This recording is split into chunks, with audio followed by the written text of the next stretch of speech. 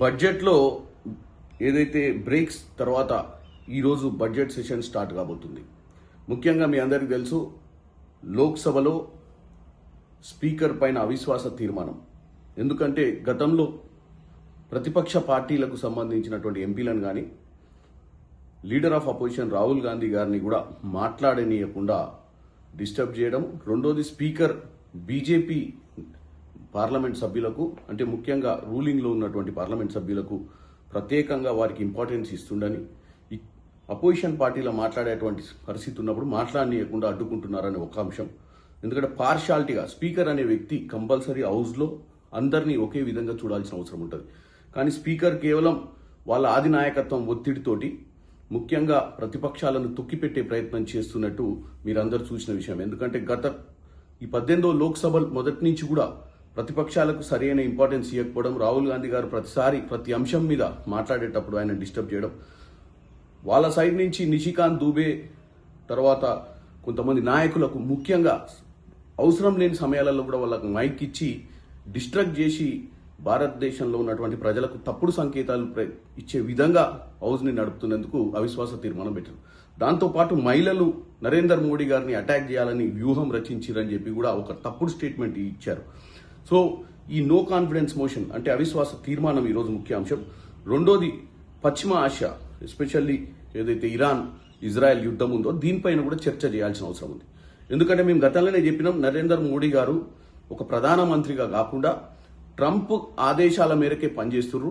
ఎందుకంటే ఏదైతే చట్టాలు ఇది ఎక్స్పోర్ట్స్కి సంబంధించి, అంటే ఇంపోర్ట్స్కి సంబంధించి ఏదైతే దిగుమతులు అమెరికా నుంచి చేస్తున్నటువంటి దిగుమతులపై సుంకాలను విధించే విధము ట్రంపే వైట్ హౌస్ నుంచి డిక్లేర్ చేయడం, అంటే మన దగ్గర చర్చ చేయాల్సిన అంశాలను కూడా వైట్ హౌస్లో డిక్లేర్ చేస్తున్నారు. అంటే ఏ విధంగా ఈ యొక్క ప్రధానమంత్రి ట్రంప్ చేతిలోకి వెళ్ళి ట్రంప్ దగ్గర కాంప్రమైజ్ కావాల్సిన అవసరం ఎందుకు వచ్చింది అనేది కూడా చర్చ చేయాల్సిన అవసరం ఉంది. ఈరోజు అందుకే ఒకటి, నో కాన్ఫిడెన్స్ మోషన్ అంటే అవిశ్వాస తీర్మానం.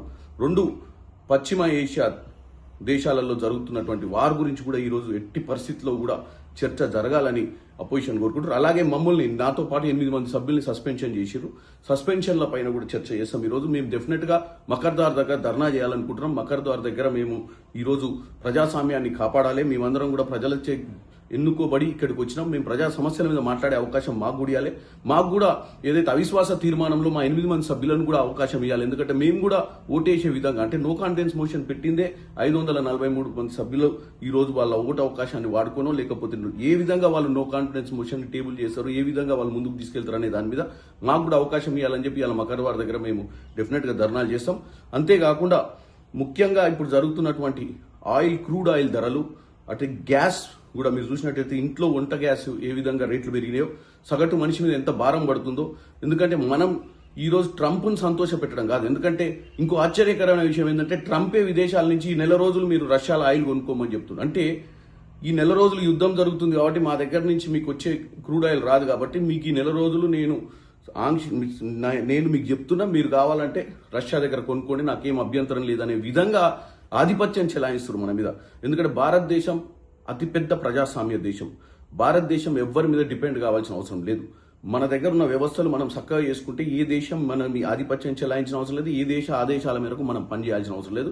మరి ట్రంప్ ఎందుకు మోడీ మీద ఇంత ప్రెజర్ పెడుతుండో, ఒకప్పుడు ఔడీ మోడీ అని ఇద్దరు కలిసి అమెరికాలో కానీ ఇండియాలో కానీ గుజరాత్కి పిలిపించుకొని ఏదైతే ప్రచారం చేసి ఇద్దరు గెలిచిర్రో ఈరోజు, మరి ఇక్కడ దేశ ప్రజల గురించి ఎందుకు పట్టించుకోవట్లేడో ఈరోజు డెఫినెట్ గా డిస్కషన్ జరగాల్సిన అవసరం ఉంది. ప్రతిపక్షాలను కూడా పట్టించుకోవాల్సిన అవసరం ఉంది. డెఫినెట్ గా ఈరోజు హౌస్ లో ఈ యొక్క అంశాలను ముందుకు తీసుకెళ్తాం.